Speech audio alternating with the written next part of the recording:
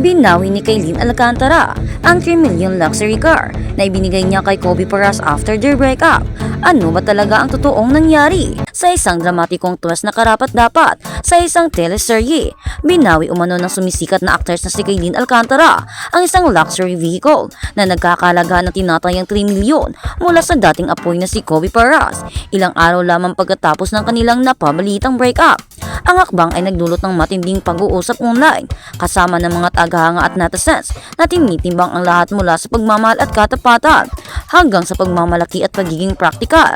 Ang celebrity pair na ang relasyon ay minsan nang bumihag sa puso ng mga tagahanga sa buong bansa ay kinagulat na marami nang lumabas ang balita ng kanilang paghihiwalay noong mga nakaraang linggo.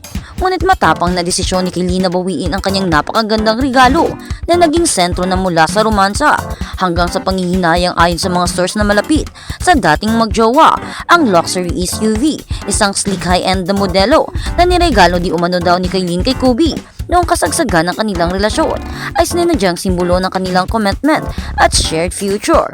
Ang kilos ay naging mga headline noong panahong iyon kung saan pinupuri ng ilan ang kabutihang loob ni Kaylin at ang iba naman ay nagtatanong sa power dynamics ng relasyon. Labis silang nagmamahalan, sabi ng magkakaibigan na humiling na hindi magpakilala. Nais niyang suportahan siya at ipakita kung gaano siya naniniwala sa kanya. Ang kotse ay hindi lamang isang regalo, ito ay isang kilos ng pagtitiwala. Ngunit pagkatapos ng kanilang paghiwalay, ang tiwala na iyon ay tila nasira. Ipinadala raw ni Kaylin ang sasakyan sa isang hakbang na nagpasindak ng maging sa kanilang panloob na bilog.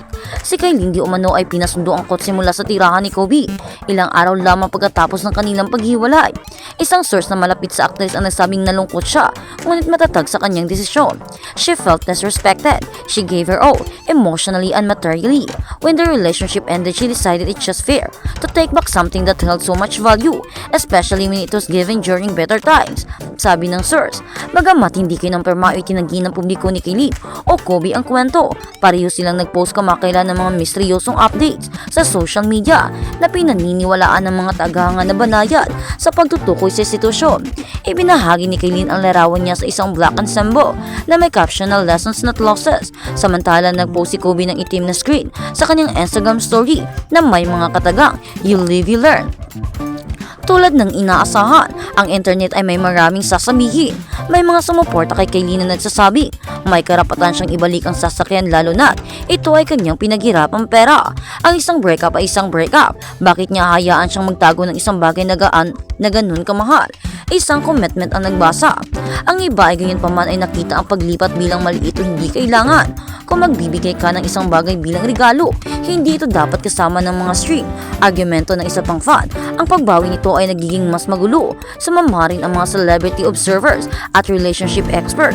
Ayon sa isang entertainment